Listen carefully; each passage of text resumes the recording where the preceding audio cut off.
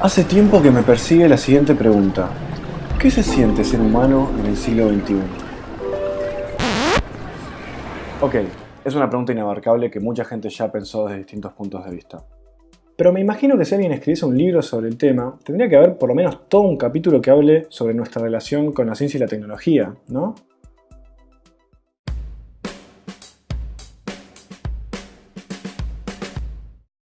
Siempre tengo el mismo problema para encarar este tipo de preguntas. Se nos da muy bien naturalizar nuestra forma de vida moderna, nuestras costumbres y las cosas que nos rodean. Por eso, intento hacer el ejercicio de contextualizarnos en una historia de cientos de miles de años de desarrollo de la especie humana. Este es John Oldman. Es el protagonista de la película The Man from Earth. Muy buena película. Entre sus colegas de la universidad, John plantea la siguiente pregunta. What if a man from the Upper Paleolithic survived until the present day? Así empieza una conversación de 1 hora y media en la que John quiere convencernos de que él nació hace decenas de miles de años. Sí, ya sé, es una película. No es posible que haya vivido tanto tiempo, pero si nos olvidamos de esa parte por un segundo, me sirve para plantear la siguiente pregunta. ¿Podría ser posible que John pase desapercibido en el siglo XXI? O planteado de otra manera, ¿cuántos años podemos ir al pasado, tomar a un bebé humano y criarlo en el 2019 de manera que pueda adaptarse a la sociedad actual y sea casi imposible distinguirlo? Olviden los reparos morales, es un experimento mental. El modelo más aceptado para explicar los orígenes del ser humano plantea que el Homo sapiens, la especie a la que probablemente perteneces si estás mirando este video, apareció por evolución alrededor de 200.000 años atrás. Pero ese dato no alcanza. Un ser humano de esa época podría llegar a pasar desapercibido en lo que refiere a sus rasgos físicos, pero hasta donde sabemos, nada indica que vaya a tener la capacidad de adaptarse a la cultura y a nuestra forma de relacionarnos. El punto es que evolutivamente no tendría aún desarrolladas las capacidades cognitivas necesarias para tareas esenciales como por ejemplo el lenguaje. Ok, necesitamos otro punto de partida. Se estima que la revolución cognitiva que permitió, entre otras cosas, el surgimiento del pensamiento abstracto y el comportamiento simbólico, se produjo hace aproximadamente 50.000 años. Aunque hay todo un debate de la comunidad científica sobre si realmente fue una revolución repentina o si se fue desarrollando gradualmente a lo largo de miles de años.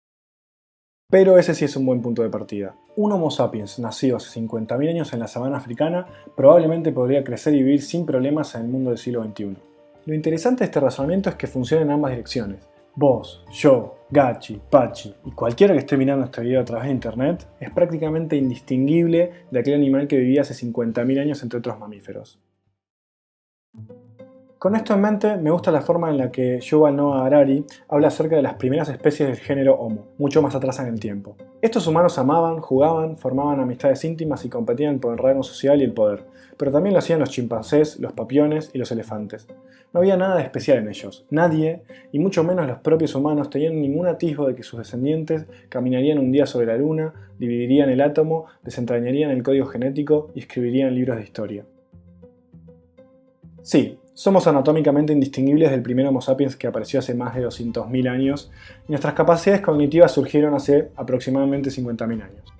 Sin embargo, también es cierto que somos radicalmente distintos. Nuestro estilo de vida y nuestros hábitos cotidianos serían increíblemente difíciles de concebir para alguien que vivió hace miles de años, o incluso hace cientos de años. Esta paradoja se debe casi exclusivamente a la forma en que nos relacionamos con nuestro entorno, en particular a nuestra capacidad cada vez mayor de controlar y modificar el entorno en el que estamos inmersos. Nick Bostrom, profesor de la Universidad de Oxford, en su artículo The Future of Humanity, lo plantea de la siguiente manera. La mayoría de las diferencias entre nuestras vidas y las vidas de nuestros antepasados cazadores-recolectores están relacionadas en última instancia con la tecnología, especialmente si entendemos tecnología en un sentido amplio, incluyendo no solo artefactos y máquinas, sino también técnicas, procesos e instituciones. Es indiscutible que el desarrollo de la ciencia y la tecnología tiene un impacto profundo en nuestra forma de vida. La pregunta es, ¿podemos prever las consecuencias que tendrá adoptar cierta tecnología? La adopción de la agricultura, por ejemplo, fue un proceso que se desarrolló gradualmente a lo largo de cientos de años. Esto produjo asentamientos permanentes, crecimiento poblacional, hacinamiento en las viviendas y la aparición y despliegue de enfermedades asociadas a esas condiciones de vida. Estas consecuencias no fueron previstas por los primeros humanos que comenzaron a desarrollar cultivos. E incluso, la transición a gran escala que implicó adoptar esta nueva tecnología no fue decidida conscientemente por ninguno de ellos. Ejemplos no faltan. La imprenta, la revolución industrial, el uso de combustibles fósiles, el surgimiento de Internet, son algunas de las tecnologías que cambiaron nuestra vida para siempre.